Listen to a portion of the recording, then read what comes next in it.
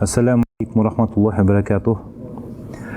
Биздин фикх сабагыбыз болчу негизи намаз тууралуу. Анан акыркы күндөрү мындай суроо жооп менен эле чектелип атабыз иншалла. Кимиңиздерде ислам динине, акыйдасына, фигине, тасаввуфка тиешелүү суроолор болсо берсеңиздер болот. Намаз окуп атканда хушу, худоону кантип кылсак болот? Атайын технологиясы барбы? Мисалы бир точканы карап окуш керекпи деген суроо берди. Хушу, худу деген сөздөр бул Аллах Тааладан коркуу, азабынан коркуу, Аллах Тааланы эскерип туруу деген мааниде болот да намазда. Негизи намаз окуп атканда маанилерин түшүнүп окуган жакшы. Аны яказа деп коет. Ойдун сергектиги, ойдун мындай эмне жөнүндө болуп атканын билип тургандыгы. Анан ошол айтып аткан нерсеңизди түшүнүп эле калбастан, ошону жоон териңиз менен сезип окушуңуз дагы ушул хушу, худу деген сөз болот да. Аны кандай кылсаңыз болот? Бир гана ошол айтып аткан, мисалы Фатиханын маанилерин, зам сүрөлөрүнүн маанилерин билип, ошону жүрөгүңүз менен сезүүгө аракет кылсаңыз, ошондой абал болот иншалла. Бирок андай намаз окубасаңыз, мисалы хушу, худуусу жок эле намаз жок болсо намаз окубай эле койсом жакшыбы, же жок эле намаз окуй бергеним жакшыбы деген суроо болсо, мисалы ошол хушу жок эле намаз окуган такыр намаз окубай койгондон караганда жакшыраак. Бирок мүмкүн болушунча Аллах Тааланы эстеп, кимдин астында турасың, ошону билип окуган жакшыраак. Ал үчүн албетте айтып аткан сөздөрдүн маанисин билиш керек. Жок дегенде же Аллах Тааланын канчалык сизге берген неаматтарын эстешиңиз керек. Мисалы кулчулугуңузду канчалык сезе билсеңиз, ой жүгүртүп, ошол иншалла хушу, худу болот. Башка суроолор барбы дагы? Мисалы түшүнбөй окуй берсе болбойбу? Окуп алган жакшыбы? Ошону айтып атабыз да. Намазды түшүнбөй окуй бергенден көрө окубай койгон жакшыбы десе, жок. Намазды түшүнбөсөңүз дагы, мисалы Фатиханын маанилерин, бирок намаз окуганыңыз, аны таштап койгонуңуздан караганда жакшыраак. Бул жактын суроосу ошол окуп аткан нерседе кантип биз Аллах Тааланы эстеп жүрөктөн чыгарбай окуйбуз деген суроо болду да. Капилеттик негизи кайсы нерседен болот? Капилеттик башка ар бир нерседе Аллах Тааладан башка нерсеге, кыскасы алаксып кетүү капилеттик деп болот да. Мисалы иш жөнүндө ойлонуп алаксып кетесиз, намаз жөнүндө ойлонбой каласыз, ошол капилетке алып келет. Ошондо ошолорду таштап тахримада Аллаху акбар дегенде бардык нерсени өзүңүзгө арам кылып намаз окусаңыз, ошондо иншалла хушу, худу болуп атат да. Асыр намазынын убактысы башталышы негизи ар бир нерсенин көлөкөсү өзүнөн 2 эсе узун болгондо асыр намазынын убактысы башталат. Сиз азыр саатты карайсыз дагы, асыр намазынын убактысы кирди дегенде окуй бересиз. Ага 1 мүнөт, 2 мүнөт мурун калса деле, кирелек болсо окусаңыз намазыңыз өтпөй калат. Айтор убакыт кириш керек. Анан эми асырдын 2 түрүн окуйсуз сиз.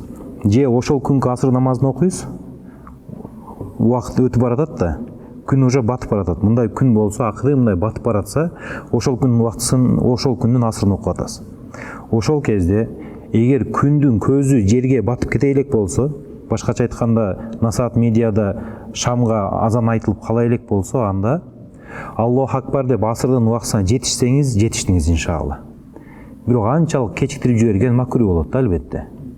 Ошон үчүн уже күн батып баратыптыр, уже 5 мүнөт калды, асыр окубай эле коеюн десеңиз болбой калат.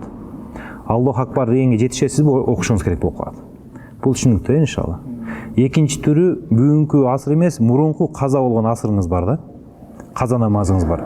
Эгер ошол асыр болсо, анда эгер намаз окуп атканда күн батып кетсе, жетишпей каласыз. Макруh болуп калат. Айтор кулак какканга жетишсеңиз, иншалла жетишиңиз болот, бирок макруh. Кайсы убакытта окуган жакшыраак? Асыр убакыт киргенден кийин, ар бир нерсенин көлөкөсү 2 эсе болгондон кийин, анан күздүн көзү өзгөрүп кеткичек деп айтат да китептерде. Күндүн көзү өзгөрүп дегенде, мындай күндү карасаңыз көзүңүз уялбай калат. Саргайып баштат го. Ошол кезге чейин кечиктирип койсоңуз макруh. Ага чейин окуш керек болот да. Бөйрөгүм ооруйт, дарат алсам бутум кошо ооруп басышым кыйын болуп калат.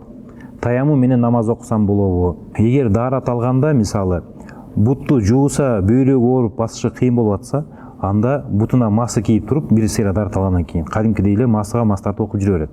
Бирок негизи эле колун сууга тийгизсе, бөйрөгү ооруп баса албай калып атса, анда таяммум менен окуса болот. Анткени таяммумду уруксат кылган үзүр нерселер бул суунун жоктугу, же оорунун бар болгондугу, же оорунун күчөп кетиши, же жанагы өлүмгө алып барышы мүмкүн болгон оорулар болот. Бул жерде оору күчөп кетип, адам баса албай калган болсо, анда таяммум менен иншалла намаз окуса дурус боло берет. Мен үйдө буйрутма аркылуу булочка, нан жасап сатып келем. Алардын курамында көптүргүч, разрыхлитель дейт, дрожжи, дрожжтор экен, суу, май, сахар бар. Аларды көп колдонуу зыян. Сурайын дегеним, жасап сата берсем болобу? Аллах алдында сурак кандай болот? Ар бир нерсенин көп нерсеси зыян негизичи. Ар бир нерсе көп болсо зыян, жана калса суу деле көп болсо зыян болуп калышы мүмкүн. Бул сиз айткан азыркы бул жакта суроочу айткан нерселердин аз көлөмдө болуусу, эгер ден соолукка анчалык зыян келтирбесе, ошондой азык жасап туруп сатса, Алланын алдында иншалла күнөөкөр болбойт. Анткени муктаждык болгондуктан ушул нерселер жазалат, сатылат, желет. Полду швабра менен жууса болбойт деп күйөөм сындырып салды. Швабраны болбойбу? Швабра жанагы таякча полду жуй турганчы, кездемени ороп алып туруп жуйт. Негизи ислам шариятында бир нерсеге өкүм берилиш үчүн сөзсүз анын диндеги далили болуш керек. Ал эми динде 4 эле далил бар. Биринчиси Куран, экинчиси сүннөт, үчүнчүсү бүт аалымдардын бирдиктүү бүтүмү, ижма деп коебуз. Төртүнчүсү аалымдын айткан сөзү, кыяс, иштихад деп коебуз. Ошондо жөн эле күйөөңүз эгер мындай болжолдоо эле, же пайгамбарыбыздын заманында швабра деген нерсе жок болчу эле деп сындырып таштап швабра менен жууба десе, албетте бул надандык болот, бул такыбалык болбойт, көр такыбалык болот. Анткени пайгамбарыбыз саллаллаху алейхи ва саллям кылбаган нерсе, пайгамбарыбыз саллаллаху алейхи ва саллям кылбаган нерсени кылуу арам деген түшүнүк, бул өтө коркунучтуу түшүнүк. Ат-тарку ла юфидул хурмата. Негизи пайгамбарыбыз кылбай койсо, ал нерсеге арамдын өкүмү берилбейт. Көп нерселер бар, пайгамбар саллаллаху алейхи ва саллям заманында болбогон, пайгамбарыбыз кылбаган үчүн эле аны кылбайбыз, болбойт деп сындырып, ыргытып, талкалап койсо, албетте өзүнүн эле мал мүлкү кеткен болот. Бул жактын суроосу мындай болду. Имам намазда туруп, ката кетирип таппай калса, аяттын уландысын. Аркадагы уюган адам ага жанагы эскертип айта турган болсо, уландысын. Ошону люкма деп коет арабча. Ошондо аркадагы кишинин дагы өзүнүн дагы намазы бузулуп калат деген сөз бар. Бул маселе мисалы Шархил Вукая китебинде келет, башкадан китептерде келет. Бирок мунун кандай түшүнсө болот? Негизи намазын сыртындагы адам люкма берсе бузулат. Мисалы адам намаз окуп атат, таппай калды аятты, намаз окубаган сырттагы адам Курандан окуп туруп айтып койду, уландысын. Ошону алып туруп, эстеп туруп айтса, анда бузулуп калат деп айтышат да. Анткени намаздын ичинде үйрөтүү болбойт. Анан бизде эми ушундай дароо айтып кетиш жакшы болбогондуктан, Орто Азия аалымдары эгер имам кечиксе, бир аз убакыт күтөт да, люкма бербей турат. Таппай калса, берсе, берген адамдын дагы люкма, анан имамдын дагы намазы бузулбайт. Анткени бул жерде уюган адам өзүнүн намазын сактап калуу маселеси болот да, бузуп койбош маселеси болот. Кээ бир өлкөлөрдө бар, мисалы, эгер Мисирде окуй турган болсоңуздар, Мисирде имам таппай калып эмес, кичине эле такалып, жөтөлүп калса деле аркадагылар люкма бере берет да. Карылар көп балаларда дароо берет. Ошондой нерсе бизде жакшы эмес, бирок эгер берген болсо люкма бузулбайт иншалла. Эгер ошол люкма берген адам намаздын ичинде имам менен кошо окуп аткан болсо намазды. Чет элде жашайбыз, мечит жок. Намаздын убактысын биле албайбыз. Насат медиада бул шаар жок. Жакынкы шаар 120 километр аралыкта. Ал жактын намаз убактысы белгилүү. Ошо убакыт менен окуй берсек болобу. Жердин кайсы жеринде жашаса деле адам намаз окууну билиш керек да. Ошон үчүн китептерде намаз окуу, баягы намаздын убактылары айтылат. эгер мындай приложение болбосо же телефонуңуз өчүп калган болсо, мисалы талаада жүрсөңүз кантип окуйсуз? Демек, именно намаздын убактысын билүү парз. Намаз парз болуп аткандан кийин. Намаздын убактысы кандай? Багымдатта багымдат эки түрдүү атат да. Биринчиси мындай узундан атып, кайра жоголуп кетет, анан туурасынан атат. Ошо туурасынан атканды фажр содик деп коет, чын багымдат дейт. Ошо туурасынан горизонт менен жер агарып башталганда, таң атып баштаганда намаз окуйсуз. Бул багымдаттын башталышы болду, бүтүшү албетте күн чыкканга чейин да. Күн чыгып калдыбы жанагындай, көзү көрүнүп калдыбы, дисктин намаз, багымдат намазы өттү. Пешинин убактысы күн так төбөдө чокуда тургандан кийин батышты карай оогондо пешин намазынын убактысы кирет. Ал жерде фейузаваль деп коет, ал нерсени азыр айтпай эле коеюн. Негизи көлөкө кыскарып барып, ары кыскарбай токтоп калып, кайра кошулган момент болот да. Ошол бул көлөкө горизонтко жараша, мисалы кайсы мамлекет кайсы горизонтко канчалык жакын болсо, ошончолук көлөкө кичинекей болот. Эгер түндүк жагыраак болсо, узунураак болот. Ошол көлөкөнү эсептебегенде ошол көлөкөгө кошула баштаганда пешин убактысы башталат. Айтор так төбөдө турбаса, ооп калса бул жака пешин башталды. Ар бир нерсенин көлөкөсү эки эсе болмоюнча дейт. Жанагы сиз өзүңүздүн боюңузду билесиз, мисалы 1,80 боюңуз бар. Анан көлөкө келип кыскарып токтогон жери 30 сантиметр көлөкө кыска болуп калган, анан кайра кошулуп кеткен. 30-га 40-50 болуп. Ошентип барып туруп 1,80-ге 1,80 кошсо канча болот? 2,360 болот. 3,60 метрге жанагы кыскарбай токтоп калган көлөкөнү кошосуз 30 сантиметр. Ошондо 3,90 3 метр 90 сантиметр болгондо көлөкөңүз асырдын убактысы кирди, пешин убактысы чыгып кетет. Анан асырдын убактысы күн батканга чейин жанагы айткандай. Анан шамдын убактысы бар.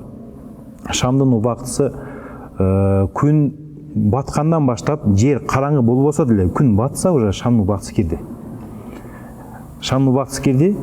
Анан качан чыгат шамдын убактысы деген маселе бар да. Абу Ханифа рахматуллахи алейхинин айтуусу боюнча күн кичине агыраак болуп туруш керек. Эгер ошо актык кирип кеткен болсо, хумра пайда болсо, мисалы шафак деп коет.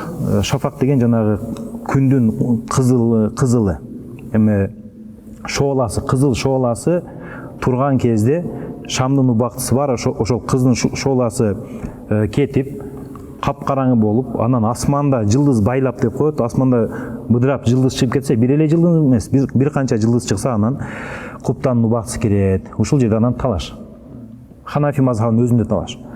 Имам Абу Ханифанын пикири боюнча кичине ак болуп турганда окуш керек болот да. Кызыл кирип, караңгы кирип кеткенде уже окуган эмес. Убактысы өтпөдү талаш маселе негизи. Абу Юсуф менен Имам Мухаммаддын пикири боюнча жанагы кызыл шоола бар го, ошол кетип караңгы кирмейинче окуй берсе болот пешим шамды. Ошон үчүн кээ-бирлер мисалы 40 минут убактысы бар десе, кээ-бирлер 12 минут убакыт, 15 минут убакыт бар дейт күн баткандан кийин. Болгону биз мынтип айтабыз. Китептерибизде ушу эки риваят келиптир. Абу Ханифа рахматуллахи алейхинин мазхабы боюнча, пикири боюнча, жанагы ак кетип баратканда окуп калыш керек, жетишип калыш керек. Ошол ак менен кызылдын аралыгы канча мүнөт болот десе, 3 даража дейт, минутага салганда 12 минут болот да. 12-13 минут болот. Күн баткандан кийин эле ошо 12, 13, 15 минуттай окуп койсо, ошол убактысы деп Абу Ханифа рахматуллахи алейхи айткан. Ошондо ушул убакыт бүтсө намазың өтпөй калабы деген маселе эмес бул жерде. Ошол убакытта окуш керек деген маселе болот.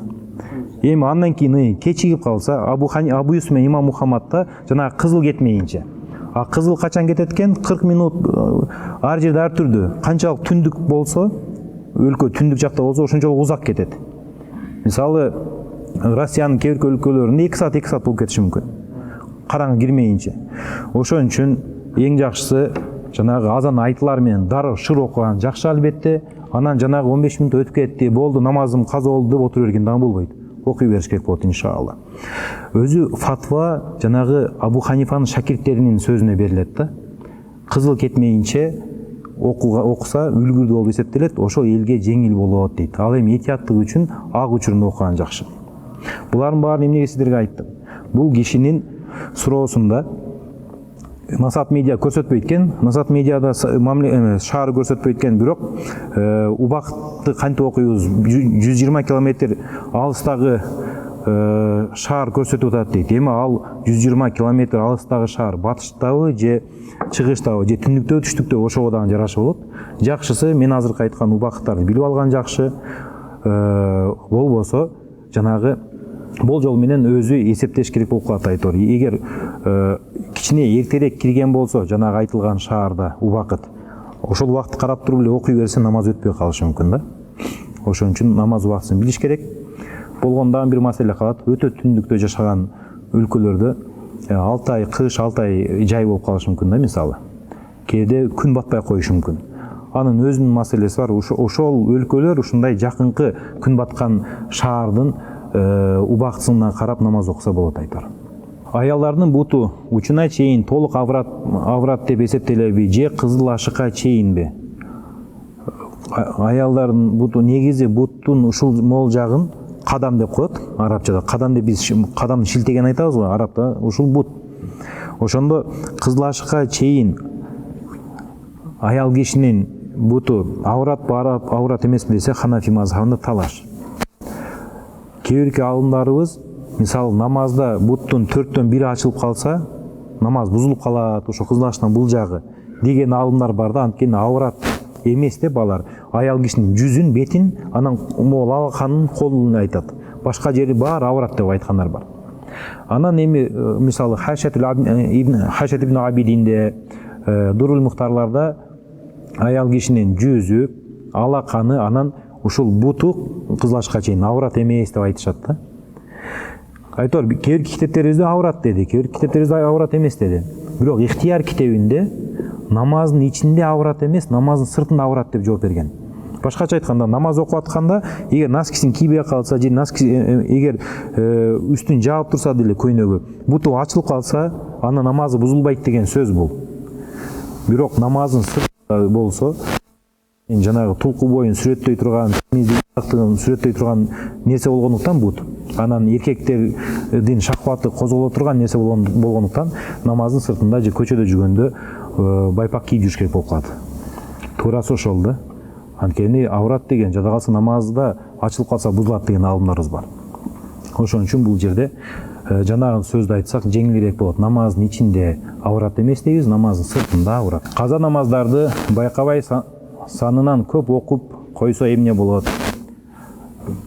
Кайра жакшы болот. Мисалы 100 каза намазы болсо, 200 намаз окуп жиберсе каза, эч бир амал текке кетпейт да иншалла. Жада калса бир парз окугансыз, андан кийин дагы бир унутуп калып окуп алсаңыз экинчи парзы. Биринчи парзыңыз өтүп кете берет, бирок экинчи парзыңыз нафил намазы болуп калат. Аллах Таала иншалла бул намаздарды текке кетирбейт. Элдер толуктай албай атса, бул киши ашырып жибериптир да, машалла. Асыр намаздан кийин нафил намаз окуса болбойт экен, эмнеге болбойт? Түшүндүрүп бериңизчи дейт да. Өзү ушул өкүмдөрдү, мисалы, эгер биздин ишибиз жөнөкөй эле могул карапайым мусулмандардын иши, муштахидтер эмес, алымдар эмес. Ушул алымдардын айтып койгон эрчү. Себебин билиш бизге милдет эмес. Ошондуктан эң жакшысы ушул убакытта окубайт деди, окубай койгон жакшы. Бирок албетте бунун хадистери бар. Ошон үчүн кошумча намаздар негизи окулушу макру болгон убакыт асырдан кийин, күн батып кеткенге чейин. Анан багымдат намазын парзын окуп алсаңыз күн чыкканга чейин, анан так төбөдө күн турса сүннөт, анан нафил намаздар окулбайт. Эң жакшысы ошол шариатта ушундай экен деп койгонуңуз жакшы да. Каза намаз нафил болбогондугу үчүн окуса болот. 4 рекет намаздын ичинде 2 рекеттен кийин атахиятты окуп дуба кылса болобу? 4 рекеттүү намаздын ичинде.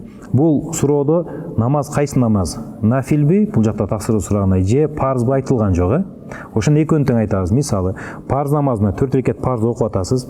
Могу ортодо атахияттын окуйсуз го отуруп алып, экинчи рекеттен кийин. Эгер ошол кезде атахиятуга кошуп туруп, Аллахумма солли аля Мухаммадин салаваттын башы. деп койсо саждат сах кылыш керек. Анткени 3-рекетке шыр туруш керек эле, турбай калды деген маселе бар. Ошон үчүн парз намазда атахияттын өзүн окуйсуз, салават окубайсыз. Ал эми нафил намаздарда, сүннөт намаздарда канча рекет болсо дагы, 4бү, 6бы, 8би, эң көбү 8 болсо дагы ар бир 2 рекет бирден намаз болуп эсептелет. Мисалы 4 рекет намаз окуп атсаңыз, нафил, бул сүннөт намазын айткан жокмун, жөн эле нафилди окуп айтып атам. Мисалы духа намазын окуп атсаңыз, 2 рекет окуп бүткөндөн кийин 3-чүгө турбай кетип калсаңыз, же 3-чүдө даратыңыз бузулуп калса, экөө өтө берет. Ошон үчүн ушул экөөнүн ортосунда, же тарави намазында мисалы атахиятыдан кийин салаваттагын, дуадан айтсаңыз боло берет. Болгону ошол дуалар баягы адамдын сөздөрүнөн болбош керек. Же макулуктан сурай турган болбош керек. Куранда келген, пайгамбар саллаллаху алейхи вассалам хадисинде келген дуалар болсо, нафил намаздарда кошсо боло берет.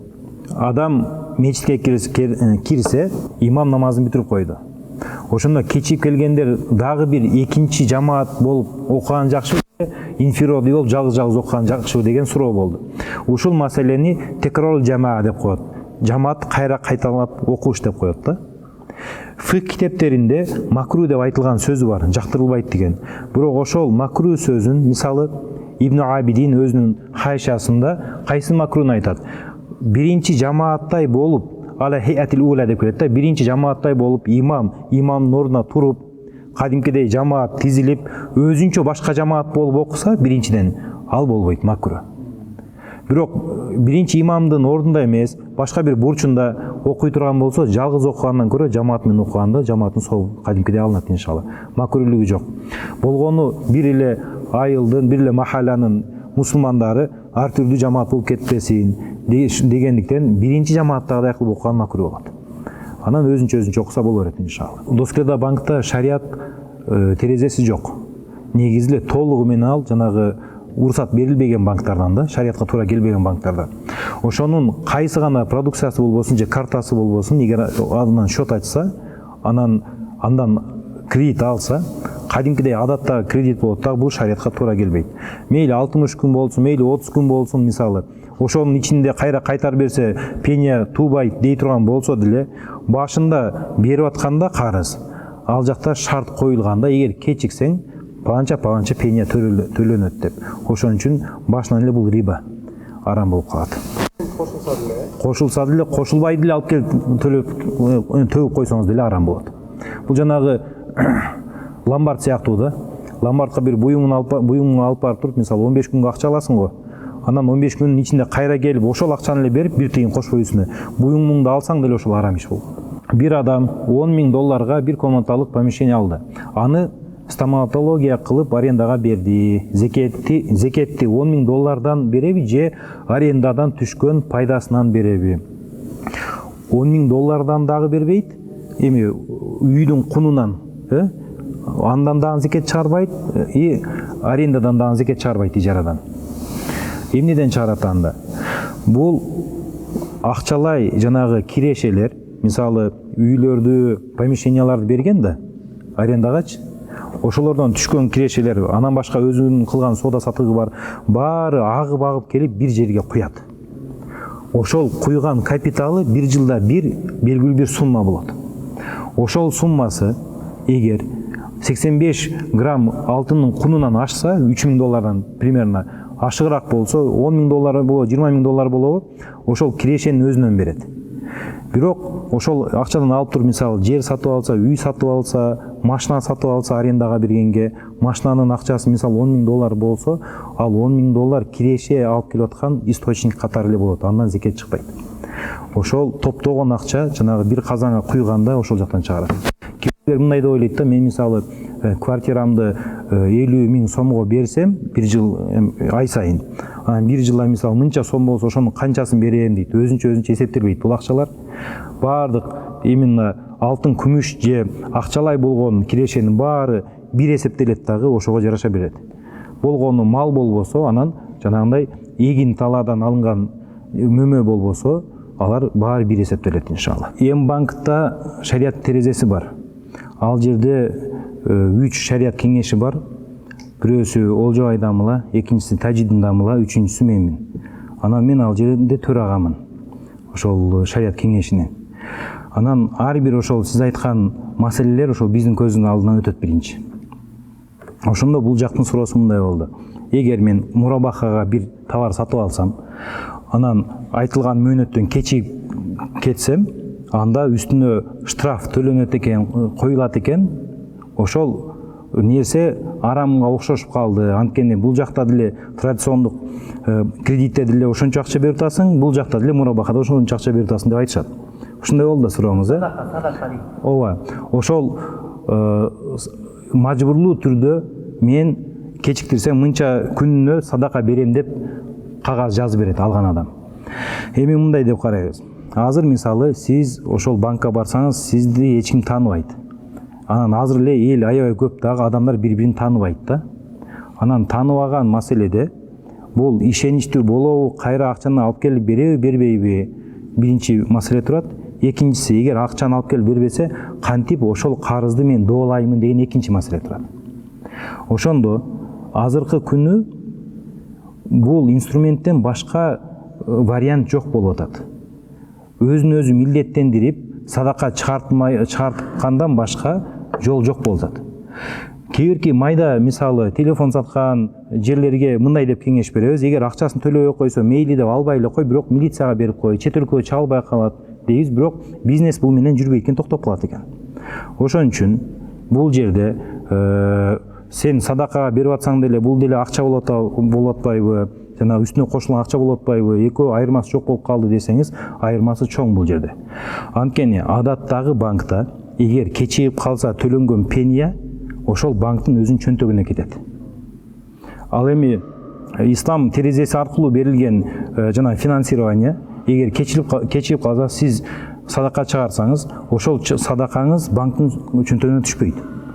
Аны атайын бир жылда бир же 2 айда бир алып келет, кечиктирген адамдарды шарият кеңеши карайт.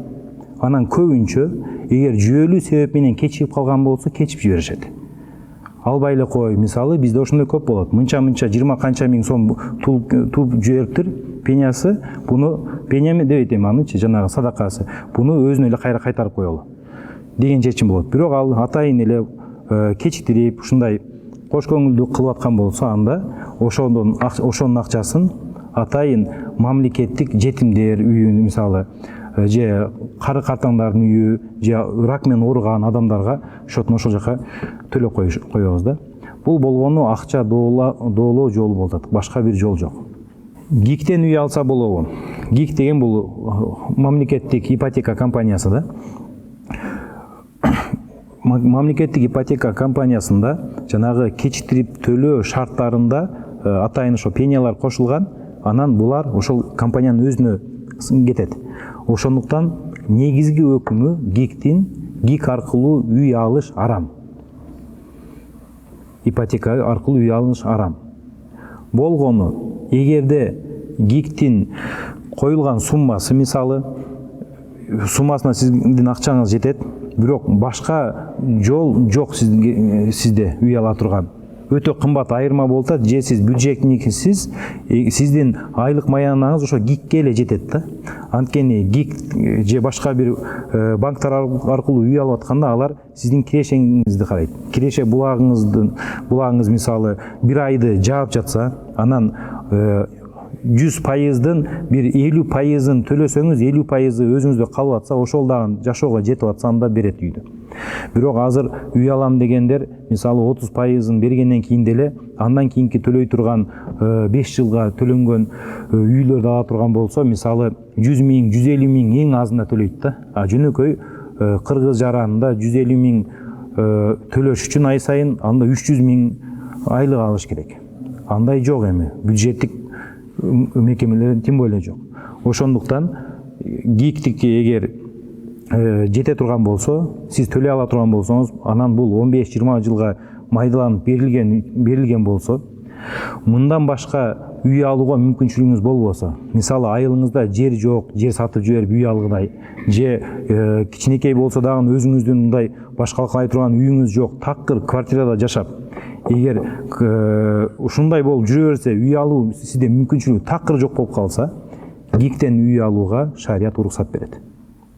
Бул жанагы талаада ачка калганда арам малдын этин өлбөй калайын деп жан сакташ үчүн бир тиштем жеген сыяктуу эле уруксаттардын бири. Адалдап жиберген жерибиз жок бул жерде, адал барыңар ал деген жерибиз жок бул жерде. Үй бүлө талаада калбаш үчүн жанагы нерсе ошол абалга уруксат болот. Риэлтор болуп иштейм, кээ бир кардарлар мүлктү ипотекага алам деп деши мүмкүн. Риэлторлар ипотека менен салынган үйдүн өзүнүн комиссиясын алганда ошол акча арам болуп калбайбы? Бул риэлтор деген жанагы ортомчу да. Ортодо кардар келет, кардарга үй таап берет, анан ошол кызматын акы алат. Кардар кандай жол менен акча тапты, сиз аны териштирип биле албайсыз. Балким ага банк алып берип атат ипотека аркылуучу. Ошондуктан сиздин эмгегиңиз үй таап, үйдү тапшыруу. Ошол эмгегиңиз адал болгондон кийин, ошол эмгек үчүн алган акыңыз дагы адал. Ал эми аркы жакта ал адам кайсы жол менен ошол акчаны тапты, сиз билбейсиз. Ошондуктан бул риэлторлор үчүн акы алса иншалла шариатта уруксат. Нух алейхиссаламдын ысымын ул бала койсо болобу? Пайгамбарлардын баарынын ысымдары бул улуу ысымдар, аттар. Анан негизи пайгамбарлардын аттарын балага койгон жакшы да, мустахаб нерсе. Болгону Нух деген сөз Нах деген сөзгө жакын. Нах дегенде араб тилинде мындай өкүрүп ыйлаган адамды айтат да, улам эле ыйлап жүрө берген көп ыйлаган адамга Нах деп коет. Ошол сөзгө окшоп калып, Нух деген сөз ушул маанини билдирет араб тилинде. Ал эми мааниси жаман болсо ат коюлуп, ошол ат коюлбаш керек деген сөздөр бул Нух алейхиссаламдын атына тиешеси жок. Ошондуктан Нух алейхиссаламдын атын балдарга койсо боло берет. Ушул Нух алейхиссалам, балким Лут алейхиссаламдын аттары ошолордун коомунун баягы жамандыгынан аттары дагы бир аз мындай жаманаттуу сыяктуу болуп калган да азырчы. Анткени Лут алейхиссаламдын аты сонун. Бирок Лут коому дегенде коому баягы ыплас жаман нерсе кылгандыктан Лут өзү ошол менен мындай элестетилип калган да.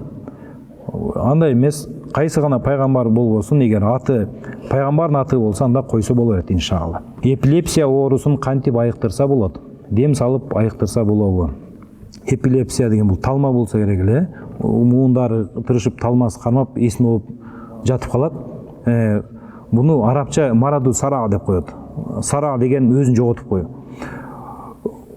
Ар түрдүү себептер болушу мүмкүн, бирок негизи эле баардык ооруга иншалла чын ыклас менен Аллах Таалага ниет кылып дем салса, Аллах Таала ошол демдин себеби менен айыктырып коюшу толук мүмкүн.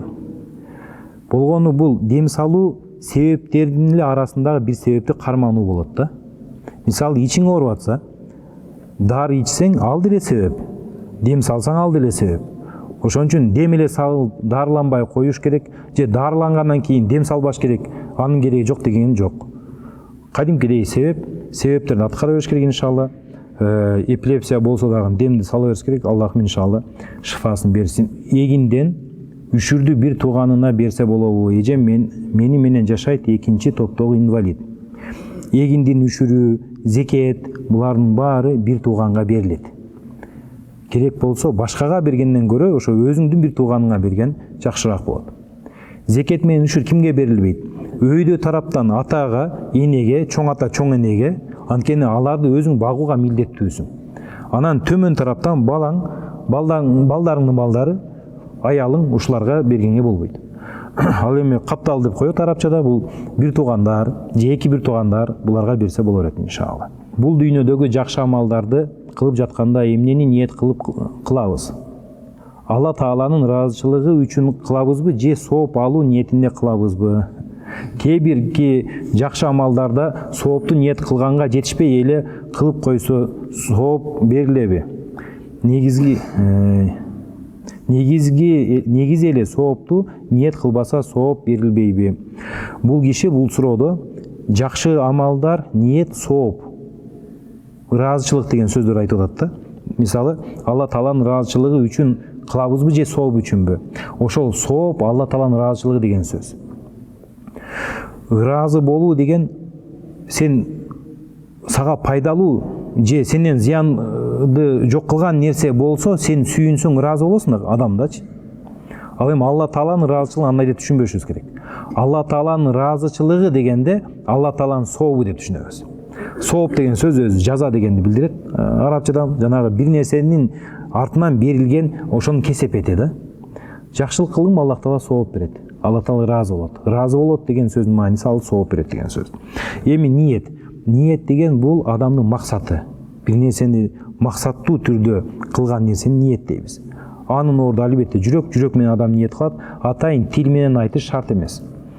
Жакшы амалдар өзү түпкүлүгүнө жакшы амалдар болуп бөлүнөт, анан башка бир себептен улам жакшы амалдар болуп бөлүнөт да. Мисалы, жума намазга келүү.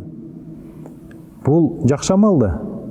Бирок жума намазга атайын келип туруп, бирок жума окуган адамдар карап туруп, окушат экен деп эле намаз окубай койсо, ошол келгендиги үчүн сооп алабы? Сооп албайт да. Демек, башка бир нерсенин себебинен жакшы болгон амалга бул ниет керек. Ниет керек, анан экинчи маселе аткарылыш керек. Жакшы амал өзү аткарылыш керек. Ал эми өзү түпкүлүгүндө жакшы амал болгон, мисалы бирөөгө бооруң ооруу, жада калса хадистерде бар го, пайгамбар саллаллаху алейхи вассалам бир бузуку аял мышыкты суусагана сугарып койгондугу үчүн мисалы бейишке кирет, туурабы? Ошол сыяктуу өзү негизи түпкүлүгүндө жакшы болгон амалдарды кылса, иншалла кылгандыгы үчүн эле сооп берилет. Мисалы, же нагыз ибадат болуп калышы мүмкүн. Мисалы, Куран окуу нагыз ибадат да. Куран окуганга ниеттин кереги жок. Ошо Куранды бир карадыңыз сооп, ачтыңбы сооп, окуганын ар бир тамгаң иншалла, ар бир тамганга 10 сооптон болот. М-банкта халяльный рассрочка М+. Мындай продукция жок да. М-банкта М+ бар. Анан адал деген рассрочка бар. Ал чалик азырынчачы. Жакында чыгат иншалла. Ошондо бул М+тун өзү аркылуу товар алса, шариатка туура келбейт. Ооба, анткени анын ичиндеги шарттар кадимки эле адаттагы кредит. Линиясы или кредитная линия.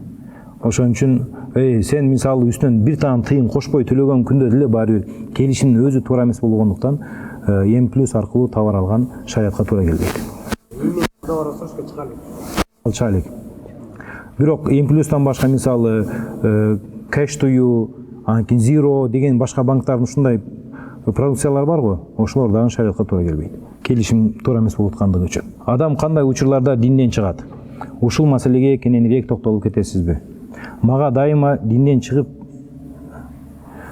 кеттимби деген ой келе берет дейт, астагфирулла. Имам ат-Тахави айтат да: "Ла яхруджул абду минал иман илля би жухуд ма адхалаху фихи." Адам эмне аны динге киргизген нерсени танмайынча динден чыкпайт дейт. Бизге алхамдулилля динге эмнебиз киргизди? Биздин келимебиз киргизди, туурабы? Ар бир адамдын жашоосундагы эң чоң кылган жакшылыгы ашхаду алла илаха иллаллах ашхаду анна мухаммад расулуллах деген келиме. Мындан өткөн жакшылык жок. Мындан башка бунусу жок, мындан башка жакшылыктардын баары жакшылык эмес. Ошон үчүн адам Алла Тааланын жалгыздыгын мойнуна алып, жүрөгү менен кабыл кылып, жана аны тили менен икрар кылды, ал мусулман иншалла. Ошону танса анан ал динден чыгат. Эми араб тилинде жухуд, анан инкар деген эки сөз бар. Жухуд, анан инкар. Мен азыр жухуд деген сөздү айтып атам. Кыргыз тилинде экөөнү тең таануу, кабыл кылбоо деп койсок болот. Бирок айырмасын сиздерге айтып берейин. Мисалы, могул жерде бир чайник турат. Менин шакиртим чайникти алып келди. Чайды ичип койдум. Азыр эле алып келди, 5 мүнөт болду. Анан шакиртке айтып атамын да: "Таксыр, чайникти чайкалбай калды, чай алып келип бериңиз" дедим. Ошентсем, тиги бала карабастан туруп эле чай бар деди. Башкача айтканда, мен чай жок деп атканды ал таанып атат. Ушуну келип карап көрдүбү ал? Ичин ачып көрдүбү? Ачкан жок. Ошол жерде туруп эле таанып атат. Жок, чай бар деп атат. Ушуну инкар деп коебуз. Келгенден кийин капкагын ачам, көрөт, куп-кургак экенин көрдү. Чайникте чай жок экенин көрдү. Ошону көргөндөн кийин эле жок, чай бар деп танган, бул уже жухуд. Түшүнүктүбү? Ошондо жухуд деген сөздүн мааниси ачык айкын болуп турган нерсени кабыл кылгысы келбегендер. эгер динде ачык айкын болгон нерсени кабылгысы келбей түшүндүргөндөн кийин деле болбой атса, анда ошону айтып атабыз. Мисалы, эки эже шоро ичип атып анан кандай окуя болду эле жакында эле. Бирөөсү жолуңду чечпейсиңби дейт, бул арабтардын кийими дейт. Экинчиси жок, жолуңду чечпейм, бул мусулман дейт. А башкалары комментарийде айтат, бул жолукка каршы чыгып атат, значит бул уже капыр болуп калды дейт да. Такфир өкүмүн ким бере алат? Анан качан берилет? Качан жухуд болгондо. Жанагынын алдына бар далилдерди алып келип көрсөткөндөн кийин деле болбой эле жон моюнду кылып кабыл кылбай атса, ошол жухудтук. Билбегендер толтура парз экендигинчи. Билген керкелер чындап эле арабтын кийими деп ойлоп жүргөндөр бар. Аларга дароо эле такфир кыла берген, бул чоң кайра ошол адам өзү капыр болуп калышы мүмкүн, Кудай сактасын. Ошондуктан имам Тахавийдин сонун сөзү бар. Вала яхруджул абду минал иман илля бима bijухуди ма адхалаху фихи. Кайсы нерсе динге киргизсе аны, ошол нерсени таанмайынча капыр болбойт дейт, имандан чыкпайт дейт. Тануу деген сөз кандай болду? Жухуд болду, инкар болдубу? Жухуд болду да. Көзүнө көрүнүп турса деле жок дегенди. Жаркырап күн турса деле күн жок дегендер да, мисалы. Анан дагы бир маселе бар. Бул жерде таксырыз айтат, дайыма динден чыгып кеттимби деген ой боло берет. Жок, бул туура эмес. Абу Ханифа рахматуллаху алейхи өзүнүн Аль-Васия китебинде аль-муъмину муъминун хаккан дейт. Ыймандуу адам чындыгында ыймандуу дейт. Ыймандуу адам келме келтиргенден кийин ыйманы жөнүндө шектенбеш керек экен. Анткени ушул нерсени Алла Таала өзү тастыктап атат. Куранда аузу биллахи минеш шайтанир раджим улаика хумул муъминуна хакка, чындыгында алар муъмин мусулмандар лахум даражатун инда роббихим ва магфиратун ва ризкун карим. Алардын Алла Тааланын алдында даражалары бар дейт. Ооба, кейбиркилер күнөөкөр, кейбиркилер таква, кейбиркилер дагы таква. Баары бирдей эмес экен да, ыйманына жараша, амалына жараша. Бирок мусулман келмеси бар, алхамдулилlah мусулман. Өзүнүн мусулман экендигине шектенбеш керек экен. Малдын кургап калган нажасаты денеге же кийимге тийсе, ошол жер нажас болуп эсептелеби? Малдын кургап калган нажасы бул тык да, тезек мисалы. Тезекти көтөрүп келдиң, таштадың, жер кийимде тезектин кургагы бар эле, кагып колуң, койдуң, нажасат болду болбоду. Биринчи, биз кайсы малдын тезек экенин карашыбыз керек. Эти желе турган малбы, эти желбей турган малбы? Мисалычы, эми эти желе турган мал болсо, анда көйнөктүн, мисалы, жеңдин 4төн 1-инен азырагы ошол нажасат менен болсо, кечиримдүү намаз өтө берет. Эти желе турган малдын нажасаты кыгы болуп аткандыктан. Бирок эти желбей турган болсо, албетте дирхам деп коет, бир аз эле болсо, мындай алаканчалык жерлер нажасат болсо, анда намаз өтпөйт. Ошо бул эгер суюк болуп кийимге тийип, кийимди булгап койгон болсо, ал эми кургак кык, тезек, кургак кийимди булгабайт да. Ошон үчүн кагып калып туруп намаз окуй бересиң иншалла. Эгер 4 рекеттүү парыз намазында экинчи рекетте атахиятуга отурбай, үчүнчү рекетке туруп кеткен болсо, анда карайт. Эгер туруп баштаганда жерге жакыныраак болсо, дароо отуруп алыш керек. Эгер турганга жакыныраак болсо, турат, кайра отурбайт.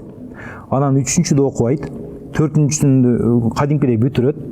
Анан эң аягында жаңылуу саждат сахвды кылып коет, ошол менен иншалла намазы дурус боло берет.